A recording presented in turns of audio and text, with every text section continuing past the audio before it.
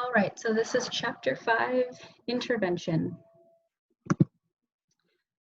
Okay, so you all have already seen this before. I'm bringing up these same questions from the end of chapter 8 lecture, and this is just getting you primed for the intervention chapter. So remember, these are excellent questions to ask yourself when you are feeling stressed. So identify the source of the feeling. Where is it coming from?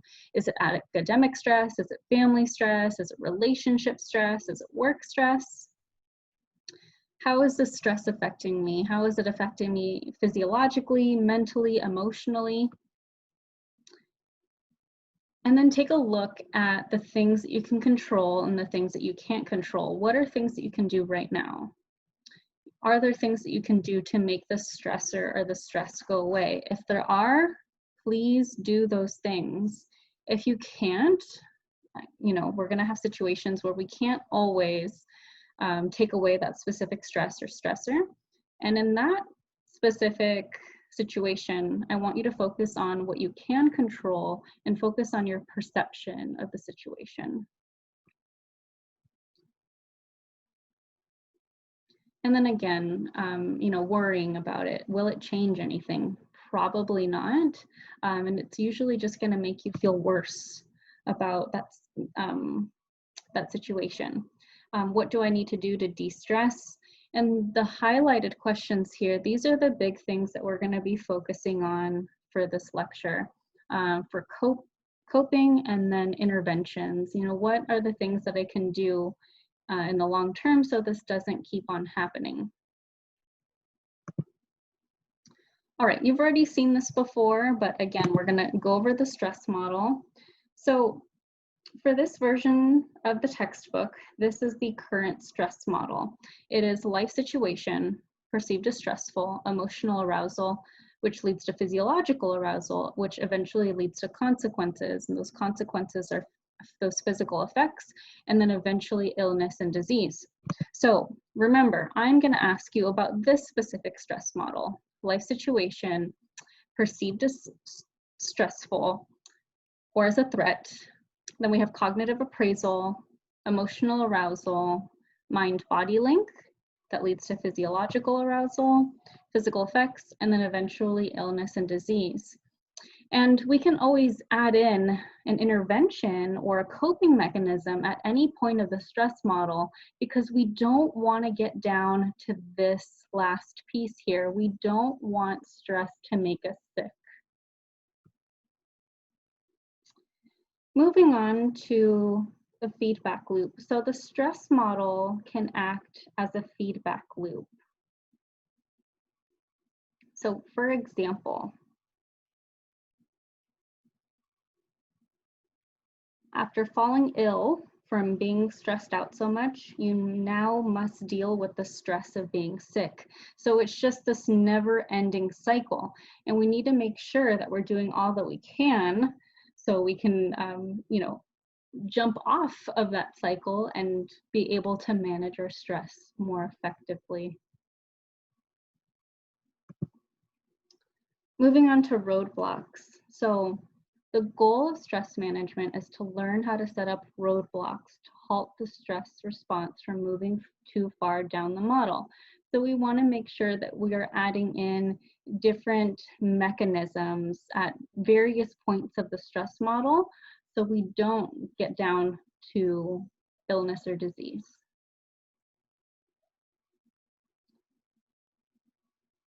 So roadblocks can be set up between any 2 points on the stress model, and we build these roadblocks through life interventions, also known as coping mechanisms. So let's talk about intervention and coping and different types of mechanisms and relationships. So what are interventions? So interventions are activities to prevent a stressor from resulting in negative consequences. And there are plenty of different types of interventions out there. And again, not all interventions are going to work for everybody, specifically, relaxation techniques. There are certain techniques that might work better for others. But when it really comes down to it, we're going to be focusing on things like communication and exercise, time management, asserting yourself, and then we can also touch on those relaxation techniques. And we are going to discuss all of these things in more detail in different chapters later on throughout the semester. And what is coping? Coping is engaging in a behavior or thought to respond to a demand. And there are 3 coping relationships. So let's look at adaptive coping versus maladaptive coping. So adaptive coping, this is coping that results in positive, healthy outcomes. So for example, maintaining good physical health, maintaining your mental health. This could be practicing relaxation techniques and employing humor in difficult situations. These are types of positive coping strategies. Or exercise, making sure that you get enough sleep, watching your nutrition. These are coping mechanisms that will result in a healthy, positive outcome. And then there's another type of coping called proactive coping. And this is a type of adaptive strategy where you anticipate a problem before it begins, and an individual can prepare and cope with that coming challenge. Moving on to maladaptive coping, this is a type of coping that may temporarily alleviate the stressor, but it does not result in positive, healthy outcomes. So for example, this is participating in activities like drinking and smoking, doing drugs, overeating, stress eating. So these negative coping strategies might be successful at managing or abating stress, but the result is dysfunctional and non-productive. Maladaptive coping techniques provide a quick fix that interferes with the person's ability to break apart the association between the stressor and the symptoms of anxiety. So these strategies provide short-term relief, but they actually serve to maintain disorder. Other maladaptive strategies include disassociation, sensitization, numbing out, anxious avoidance of a problem, or trying to escape the problem, because that's not going to help us in the long term. Moving on to task-oriented coping versus emotion-focused coping. So task-oriented coping, we are coping through proactive measures. We might be trying to find a better way to do the task. If we have a task in front of us that takes 8 steps, and these 8 steps are really dysfunctional and it's causing us stress, let's try to take a look at that task and see if we can cut out a step or 2 that can help us decrease some of our stress. And that can help us be more productive. So task-oriented coping, we are finding a better way to do the task. Emotion-focused coping, we are coping through feeling management. So we are managing our feelings, or we are accepting that the task is beyond our talent and there's really nothing that we can do. So emotion-focused, we're really trying to cope through our feeling management. Moving on to approach coping versus avoidance coping. So approach coping, we are coping with the stressor head on. And approach coping can either be task-oriented or emotion-focused coping. And avoidance coping, we are evading the stressor to alleviate stress. And this is a type of maladaptive emotion-focused coping. So we are trying to avoid the stressor. We're going to avoid talking about it. We want to avoid everything that has to do with that stressor. So just a quick refresher, I've said this before, the goal of stress management is not to eliminate all of your stress. It is to make you perform more optimally with stress. And this is an awesome TED Talk. If you guys have a chance, I highly recommend that you listen to it. This is optional. You don't have to listen to it. But, you know, the big thing here is that, you know, we can't eliminate all of our stress. We do need a certain amount of stress in order to thrive and in order to perform optimally. But we don't want to have too much stress on our plate, because too much stress, that's what's going to make us ill. We want to become better at using multiple roadblock techniques. So when it comes to setting up those roadblocks, we want to make sure that we are setting up roadblocks at different points of the stress model. And we can use cognitive restructuring, and we can use our perception of a stressor at the beginning of that stress model. And then I also have medications listed here. These are prescribed medications. If your doctor prescribed you know, some anti-anxiety medication, that can be used as a roadblock at the beginning stage. If you are using medications that were not prescribed for you, or you know, things like narcotics to kind of numb yourself to feeling, that would be a maladaptive coping technique. But I'll mention this again on a slide that's coming up here. Moving on to relaxation techniques. So we can perform relaxation techniques to keep emotional reactions from leading to prolonged physiological arousal. And then we can add in physical activity. Physical activity can effectively block the continuation of stress after physiological arousal has occurred.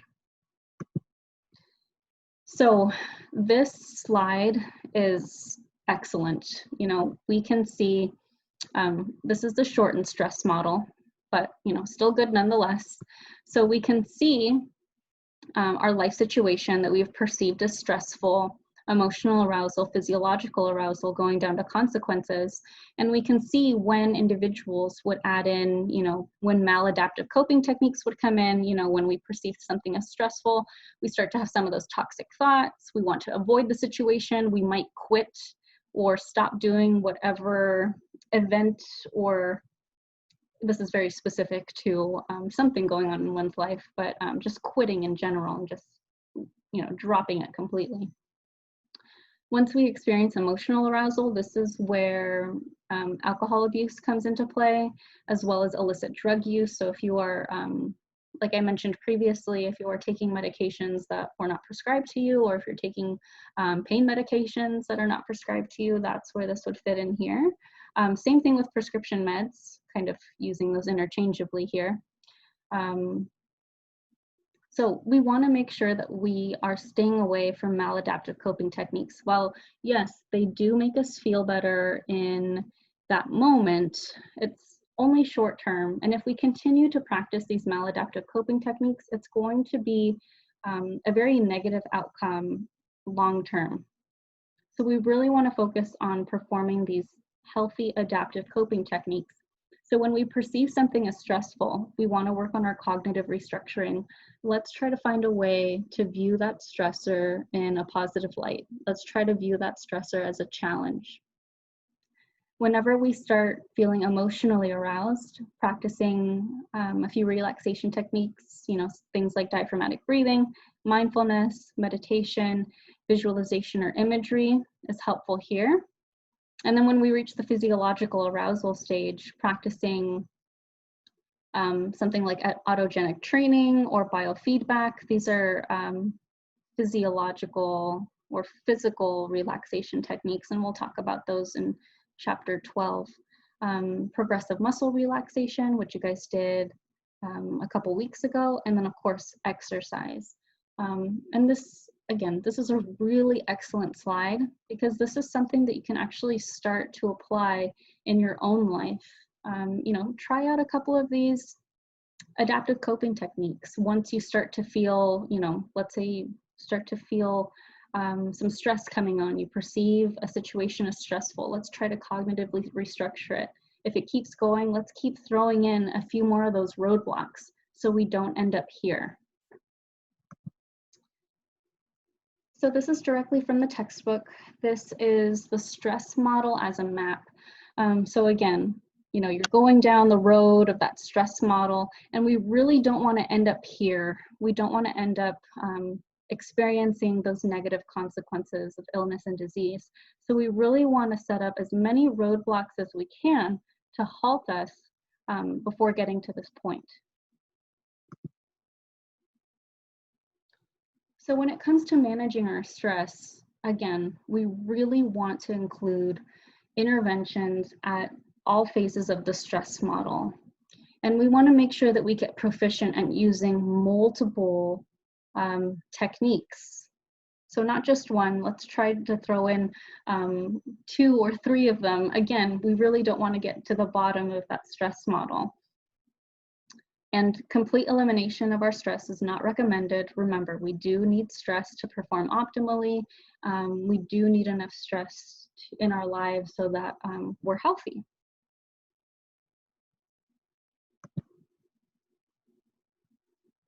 All right, this is a great slide as well. So trainable skills to effectively manage stress. So these are the skills that are most effective. Prevention, so this is time management. You are planning to avoid stressors. One really big thing that, gosh, I used to hear this from students all the time, what are some things that you would do that, wasn't effective time management, and you'd end up being more stressed out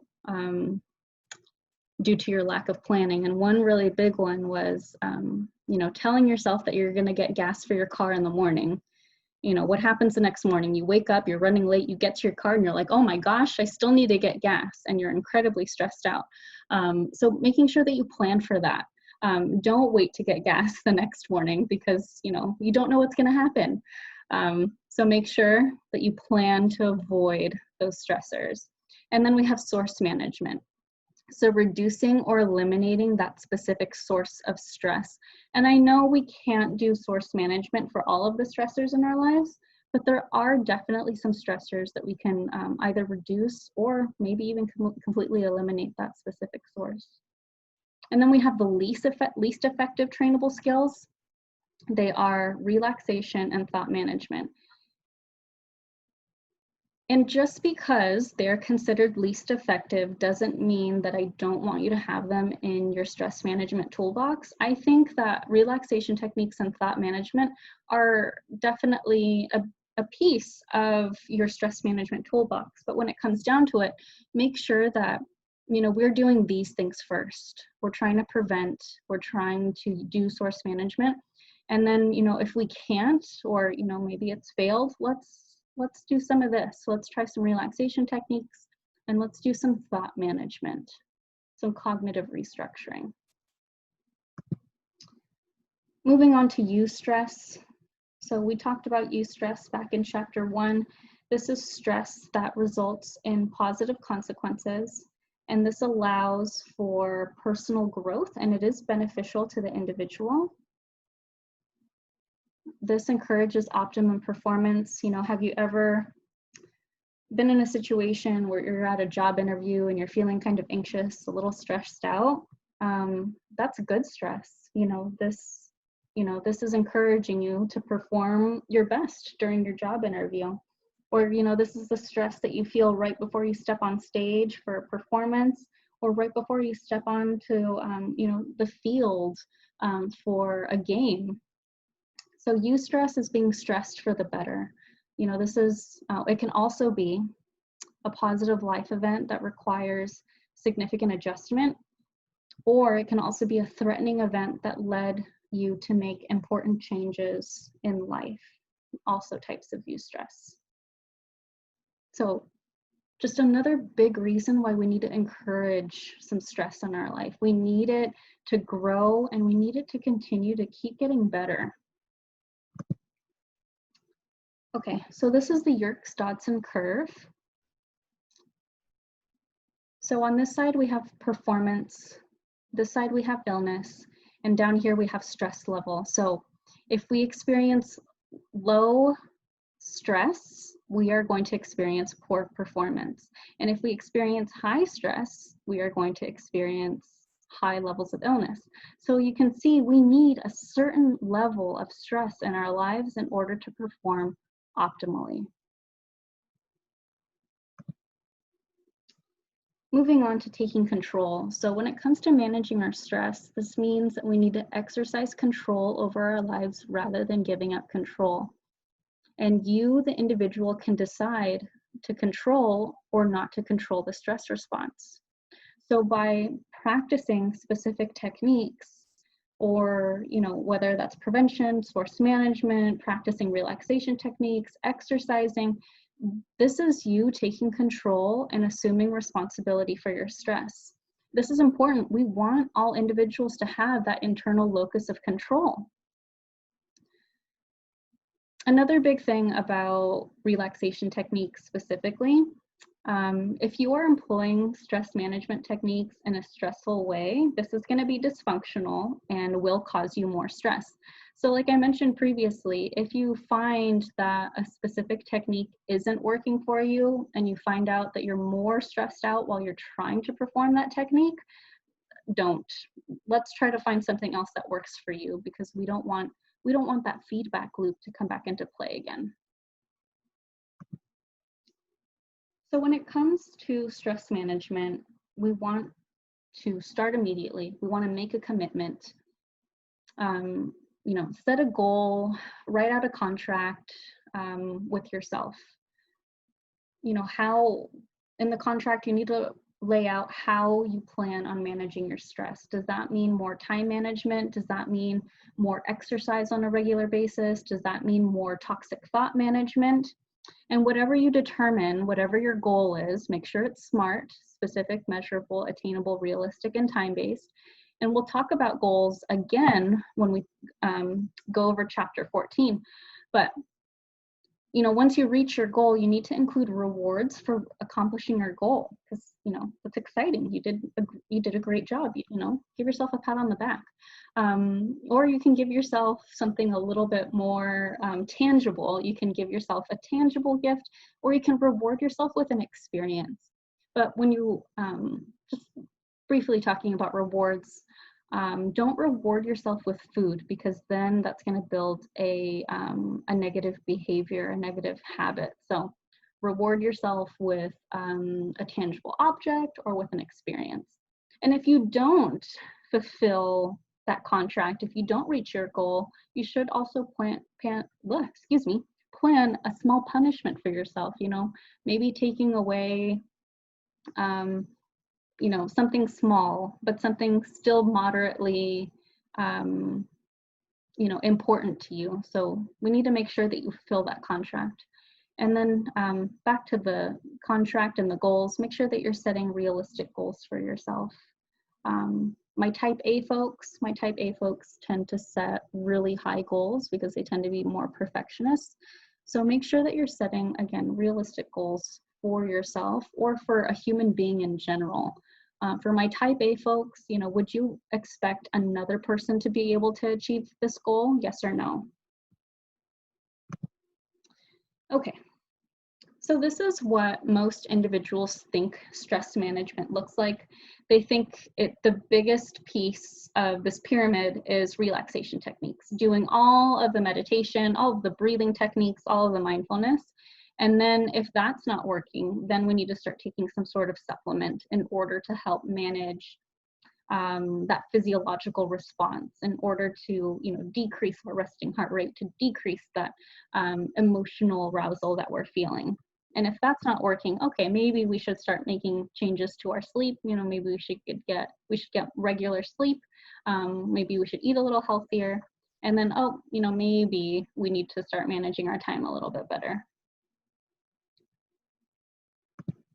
Oh, and then this is actually something that I was in Vitamin Shop a while back, and I was just walking around, and they actually have a stress section, energy and stress, and they sell all of these different supplements and vitamins and products aimed at stress relief, which is malarkey. This is ridiculous. What we really need to do, this is what stress management is. This is what we need to focus on. The biggest piece is time management and source management. After that, it's having enough social support in your life. And then followed by being healthy. So making sure that you get enough exercise, you're eating well, you're sleeping enough, so we don't have to suffer from any, we're less likely to get sick from colds, from diabetes, from heart disease if we're taking good care of ourselves. After that, it's cognitive restructuring and your mindset, having an attitude of gratitude. Then we're looking at relaxation techniques, diaphragmatic breathing, meditation, mindfulness, autogenic training. And then if you still need a little something, then we can start talking about supplements and possibly medications. And then those medications, if you need them, make sure that you talk to your physician about them. But one really big growing supplement recently is CBD. In the form of oils or in the form of tinctures, gummies. But before we reach for those supplements, making sure that we're doing all of these things first before we reach for those supplements. All right. If you have any questions about Chapter 5, let me know.